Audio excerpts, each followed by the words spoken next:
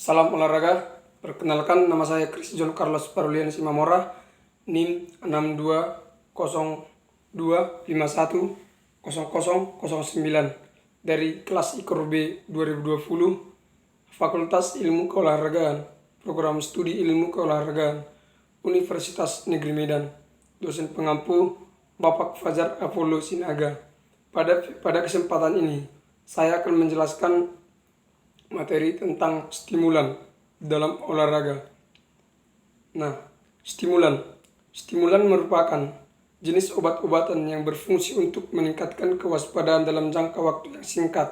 Artinya, stimulan ini merupakan suatu obat yang mampu membuat tubuh itu mampu merespon apa yang terjadi dalam waktu yang singkat. Nah, stimulan ini biasanya dapat menaikkan efek samping dengan cara menaikkan efektivitas. Namun sayangnya, stimulan ini sering disalahgunakan menjadi obat ilegal karena digunakan secara berlebihan atau overdosis sehingga dilarang untuk penggunaannya. Nah, kemudian juga obat ini digunakan tanpa menggunakan resep dokter sehingga dianggap melanggar hukum atau aturan yang berlaku. Nah, stimulan ini biasanya berfungsi untuk menaikkan sistem saraf simpatik, sistem saraf pusat, atau bisa juga menaikkan kedua-duanya antara saraf simpatik dan sistem saraf pusat.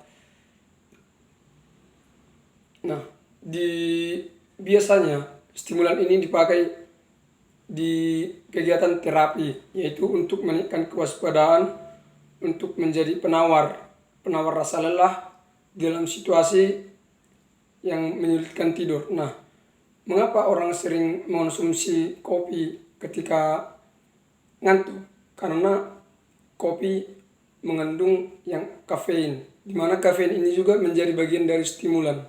Sehingga ketika misalnya kita ngantuk, kemudian kita meminum kopi, itu akan meningkatkan saraf simpatik kita atau sistem saraf pusat yang mengakibatkan kita akan kehilangan rasa ngantuk. Begitu. Nah, kemudian stimulan ini digunakan untuk menurunkan berat tubuh. Kemudian juga memperbaiki kemampuan berkonsentrasi bagi orang-orang yang dikategorikan sulit untuk memusatkan perhatian atau konsentrasi. Nah,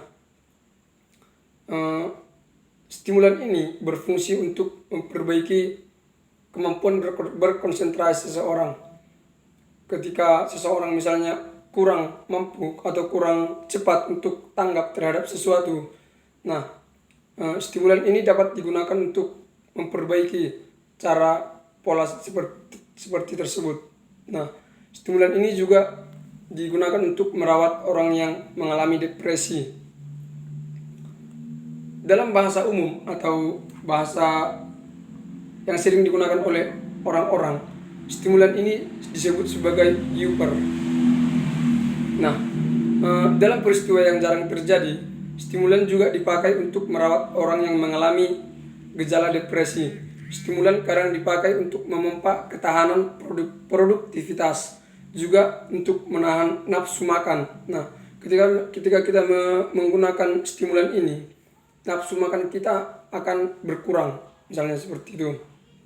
Nah, misalnya euforia yang dihasilkan oleh beberapa stimulan mengarah kepada penggunaan reaksionalnya. Meskipun hal ini tidaklah ilegal, namun di sebagian besar sistem hukum ini sangat dilarang.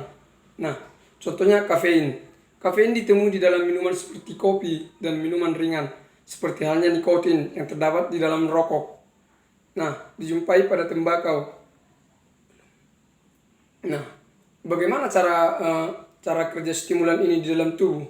Nah, stimulan bekerja dengan cara merangsang sistem saraf pusat yang dimana mempercepat respon pesan antara otak dan tubuh. Nah, stimulan ini bekerja dengan cara merangsang sistem saraf pusat yang dimana menyebabkan respon antara atau feedback umpan balik dari otak antara tubuh menjadi selaras.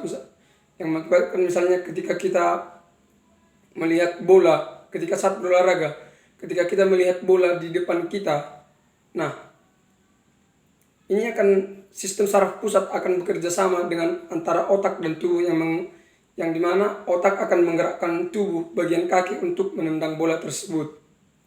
Nah, zat stimulan ini mampu meningkatkan bahan kimia tertentu di dalam otak seperti dopamin, norepinefrin yang mengakibatkan aktivitas otak dan menciptakan respons terhadap aktivitas yang menyenangkan.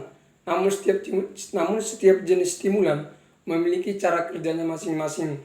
Nah, ketika kita misalnya menggunakan stimulan ini, ada beberapa efek samping yang akan terjadi pada tubuh kita, yaitu seperti kita akan lebih mudah mengalami cemas, kemudian kita akan lebih mudah mengalami panik, bahkan juga kita akan mengalami kejang-kejang, kemudian mengalami peningkatan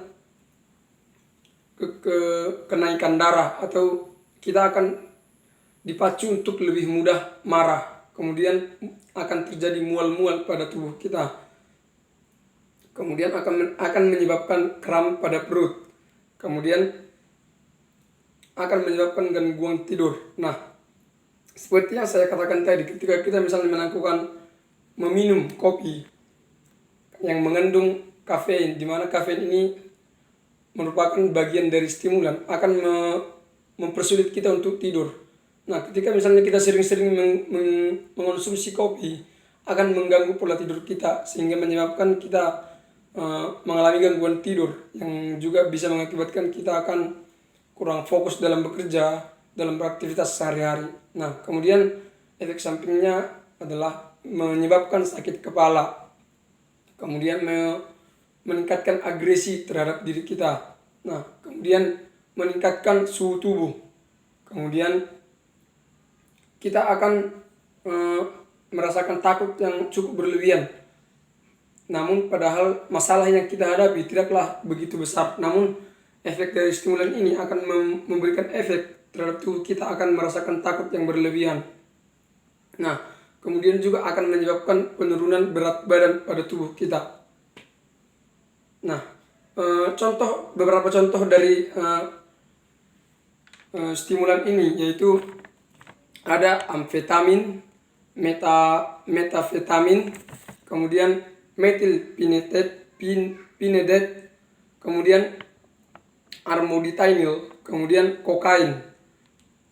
Seperti yang kita lihat pada tumbuhan, kokain itu merupakan bagian dari stimulan. Kemudian contohnya yang kemudian adalah nikotin, misalnya terdapat pada rokok atau tembakau, kemudian terdapat pada kopi, kemudian yang terakhir terdapat pada varenicline. Baik, demikianlah penjelasan yang bisa saya jelaskan mengenai stimulan. Semoga bermanfaat. Terima kasih. Salam olahraga.